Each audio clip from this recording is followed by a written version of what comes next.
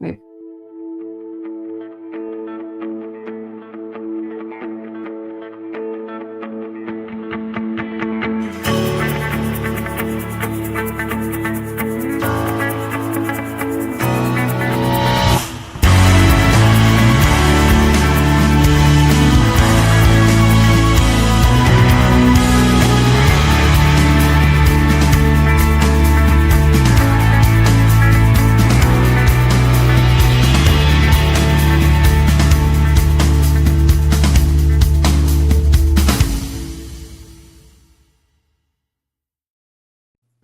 Hey, welcome to Book World of Great Escape. I'm author CJ Peterson. My co-host over here is author Michael Scott Clifton. Today we have for you a fun and exciting one. We have Laura Evans, who is the director of the first annual Texas Book Lovers Convention. Welcome, Laura.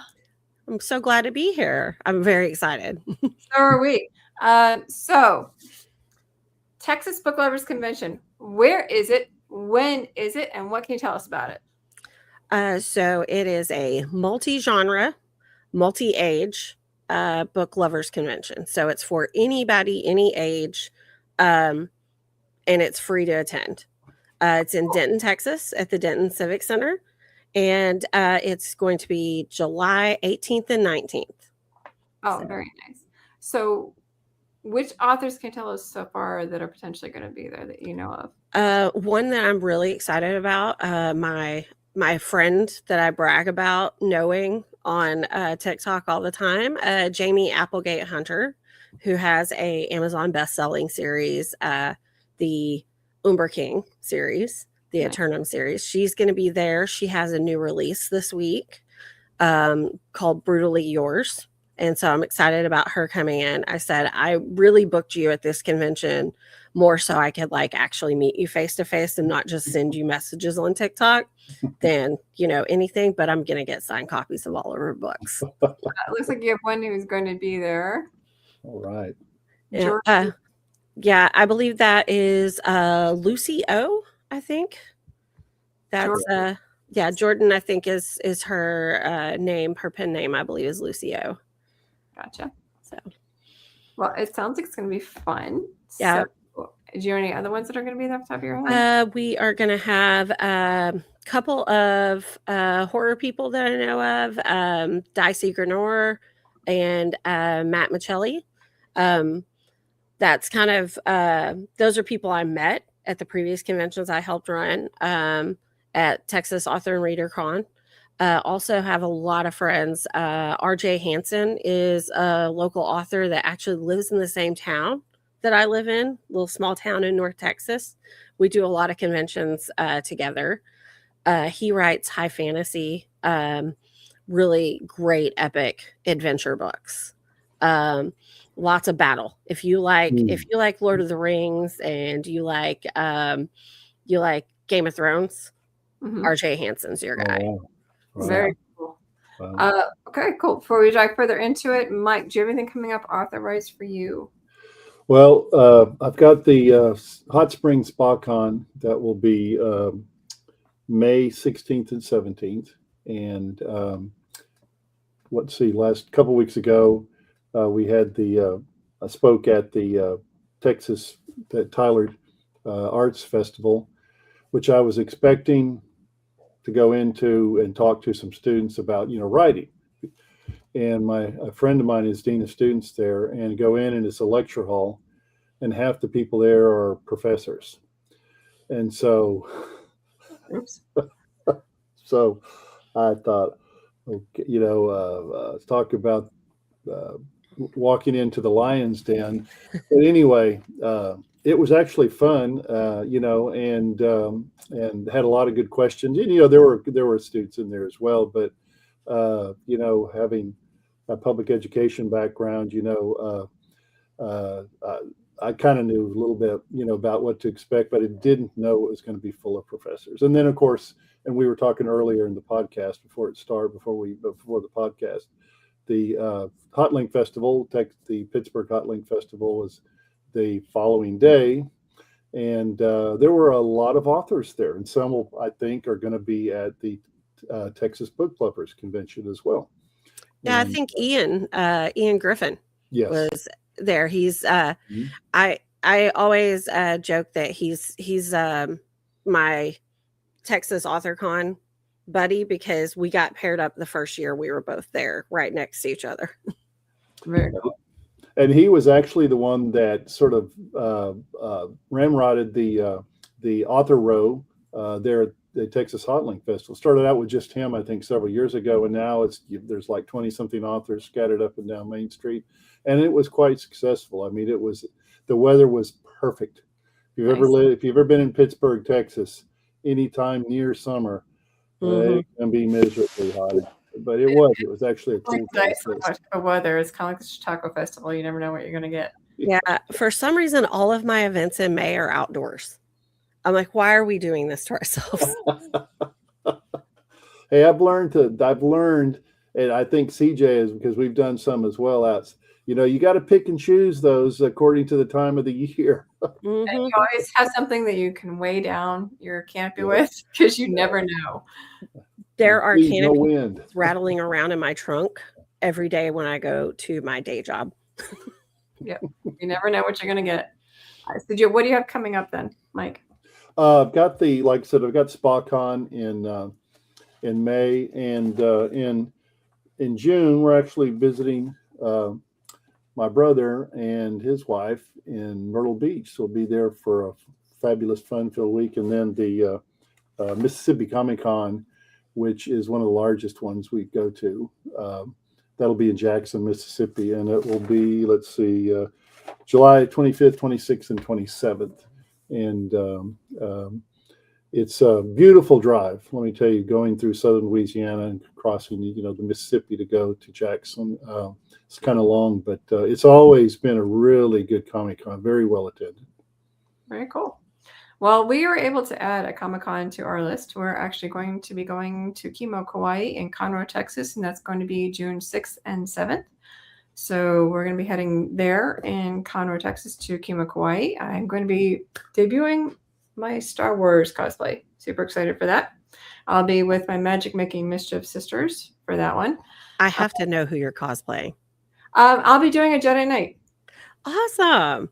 There's no redhead Jedi Knight, so I'm going to make one. That works. I know. So I'm making one up. And then July 18th and 19th, we have the East Texas Comic-Con in Longview. That's one of the ones I run the floor for. And then mark your calendars for Piney Woods Comic-Con in Lufkin on the 29th and 30th. Another one that I run the floor for, that'll be heading into Lufkin on the 29th and 30th. Piney Woods Comic-Con in Lufkin. So mark your calendars for those coming up. That's currently what I have on my calendar. But let's head back over. We have, let's see if I pronounced that right. Keelan. As we're looking forward to the Texas Book Lovers Con. So heading back into the con. So you said it's free to get in. I'm assuming parking. Yeah, free parking. We're using the Civic Center, and so all of the public parking spaces that are available for the Quakertown Park that's right next door, and for the different city offices that'll be closed on the weekends. They're right there by the library. That'll all be available for us to park in. So, okay. Is there going to be any other vendors or food trucks or anything like that? Oh, we are working on getting food trucks booked right now. I have one committed so far that is going to have, it's a sort of fusion, Mexican fusion with Indian food. Ooh. And so their stuff looks amazing.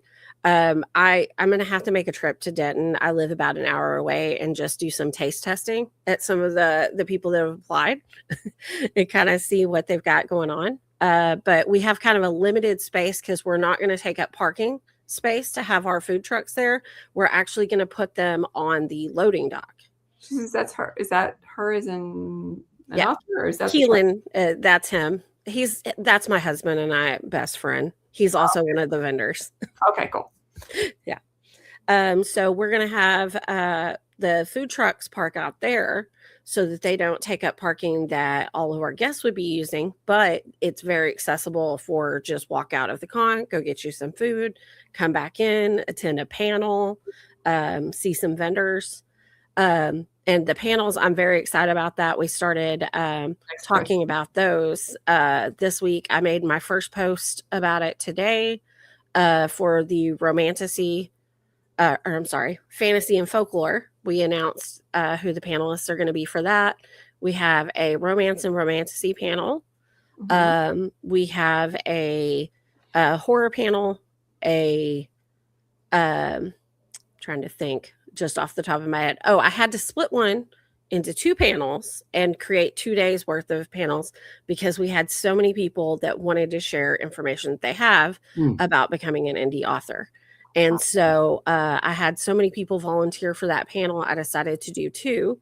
And I've met a lot of indie author friends through people just coming to conventions and saying, okay, how did you get into this? And so one of our panels is going to be a indie author how to get started panel. We'll have one on Saturday and Sunday.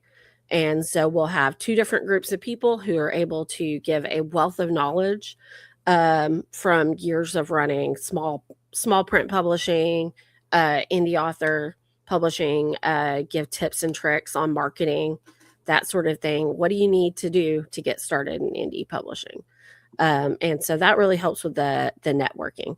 George wants to know if they missed who was on the panel. I can't remember if they signed up. So the signups for that was announced in we have a Facebook group.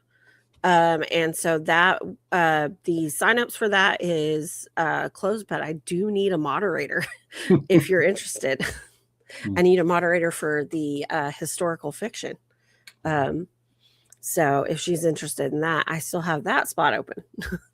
But yeah, we've got a lot of variety of authors, different genres this year that I really think is going to bring a good draw crossover for different ages, because we've got some children's authors there.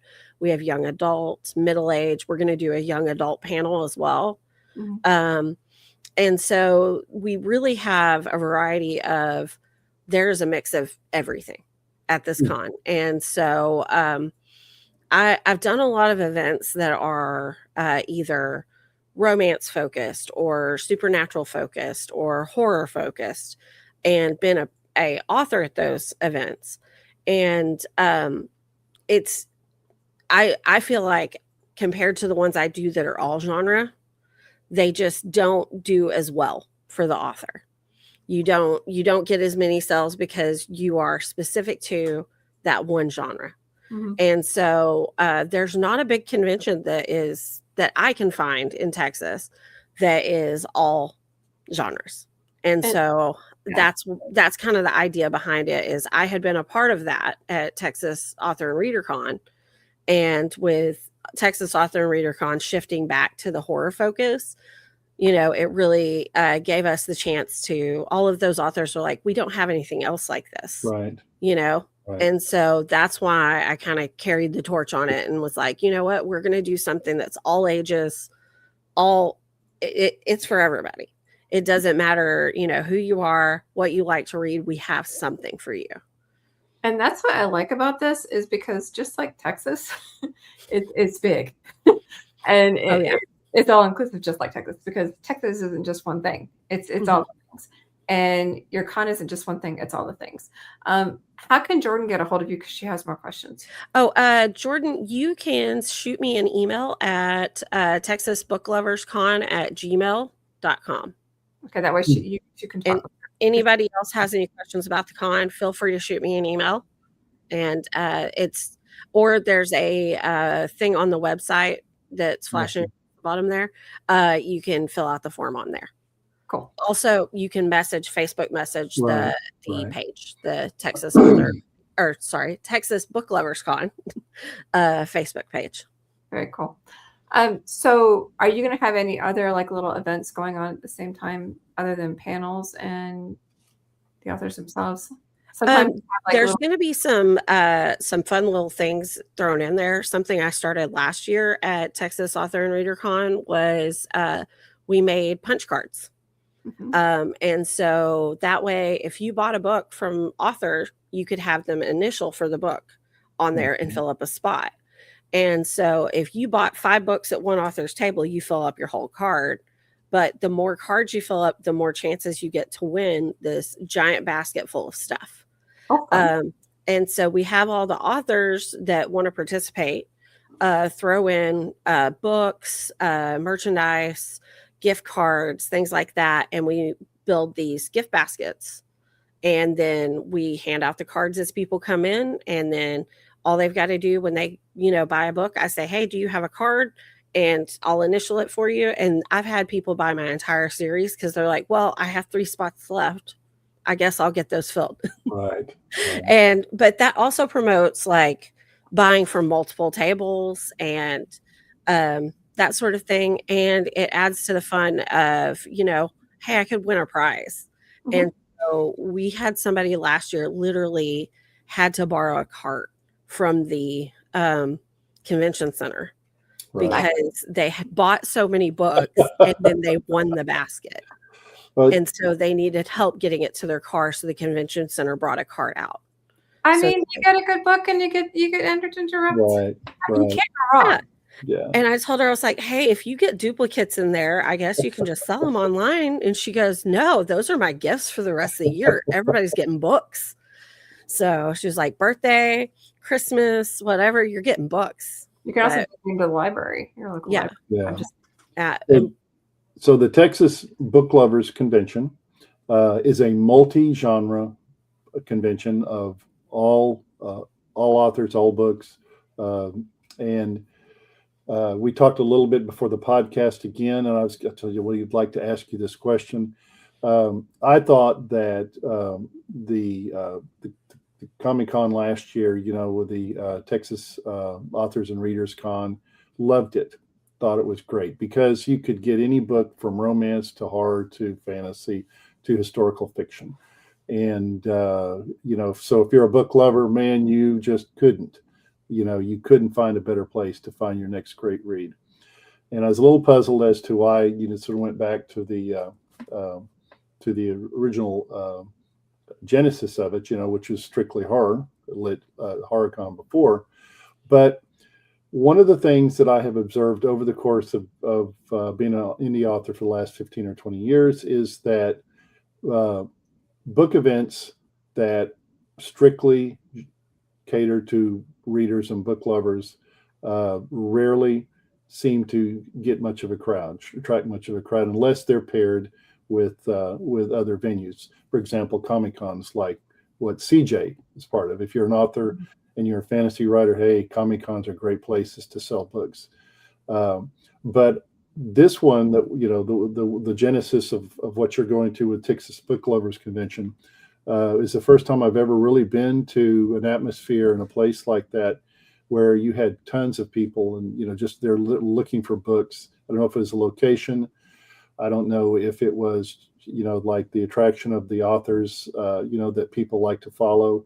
But I kind of wanted to get your take on that as to how you see that going forward with your Texas Book Lovers Convention.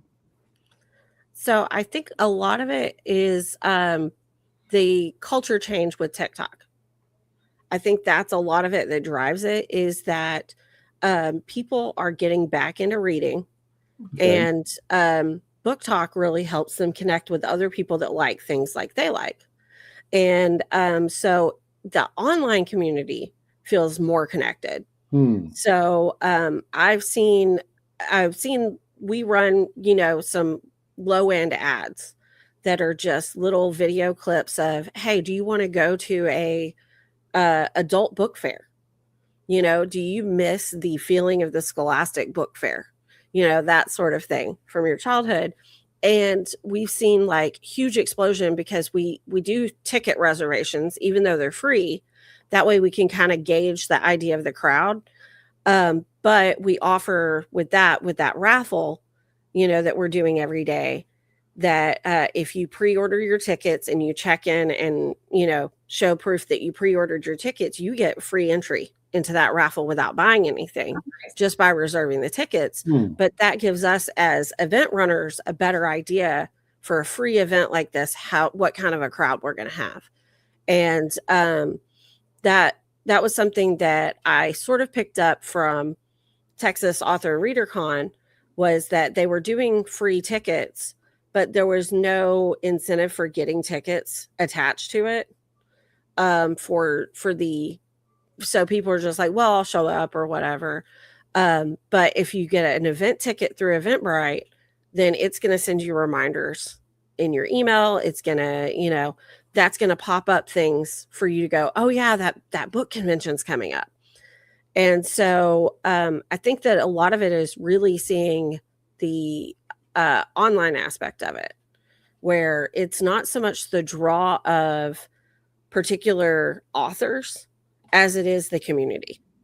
And that's really what I wanted to foster with this convention, is that community, because we had great feeling of community last year at Texas Author and Reader Con, where we were asking each other for advice about things. People who'd never done a book convention like this, asking, how many books should I bring? People really helping each other.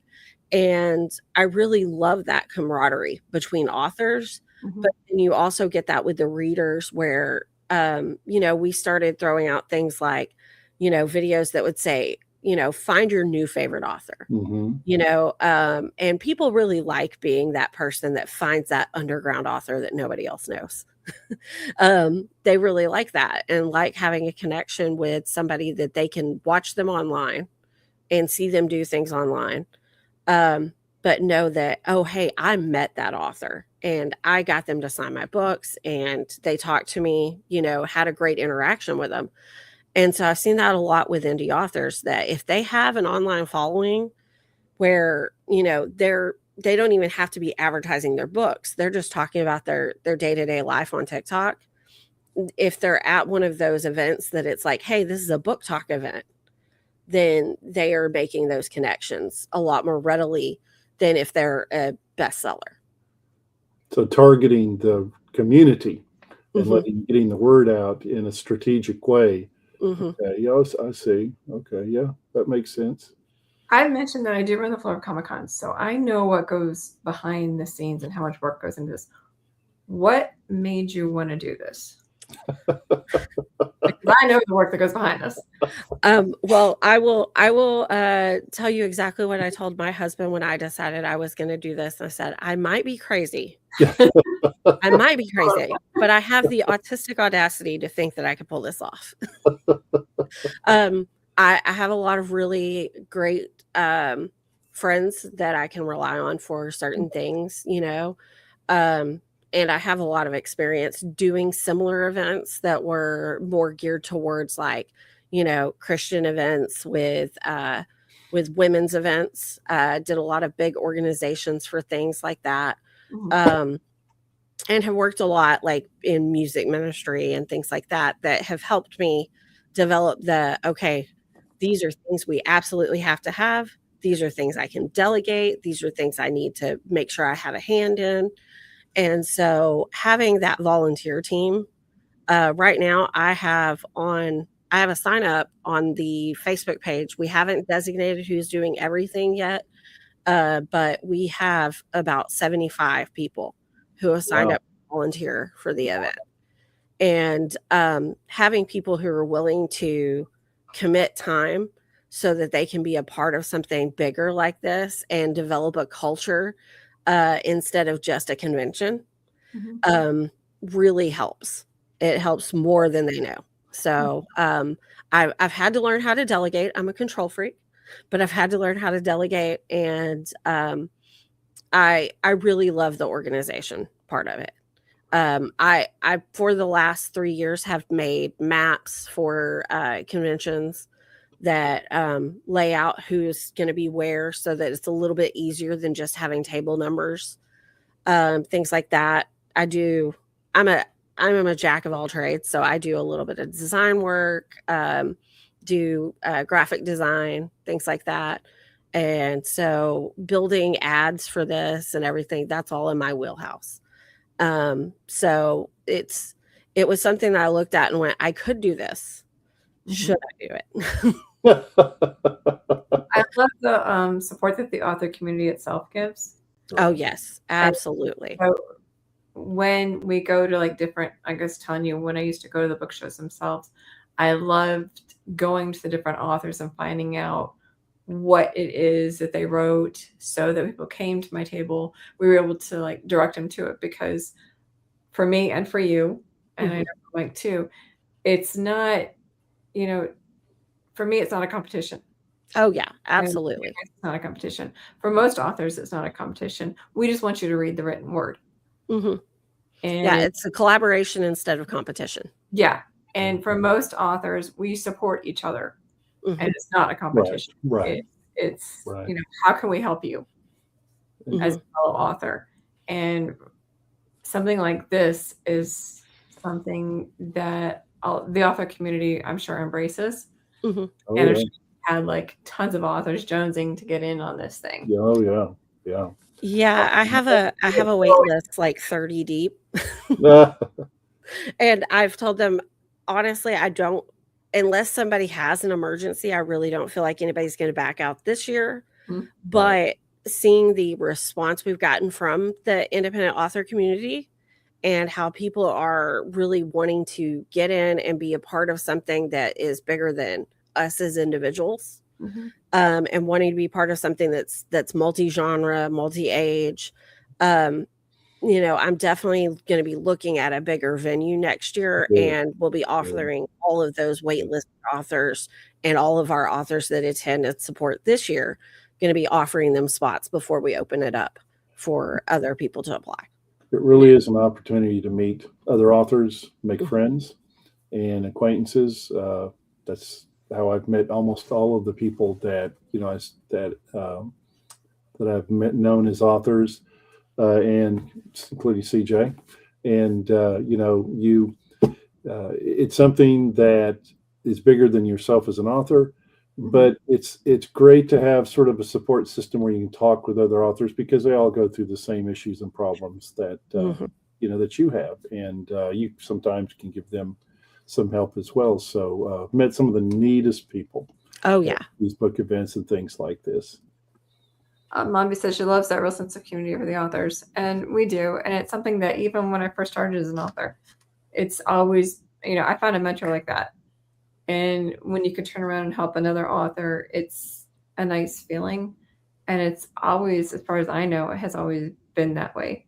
Like I said, I wasn't surprised that you had like a waiting list a mile long, because that's something that most authors would wholeheartedly embrace, is something like this. So you're going to have like a multi-level thing by the time this is done. Oh, yeah. Yeah. I definitely want it to be something that's a foot in the door for new authors too.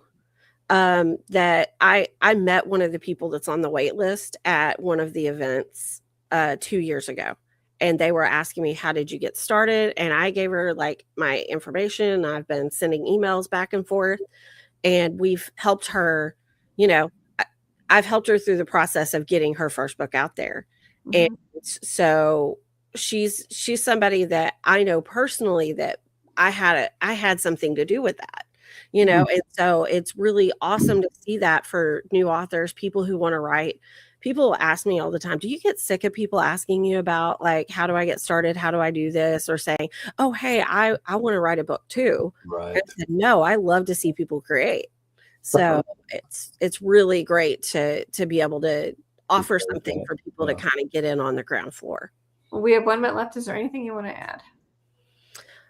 I just wanted to say thank you guys. This is one of those things that the author community is great about helping each other out and being here and being able to get the word out to other people that I wouldn't necessarily reach on my platforms. Really is appreciated.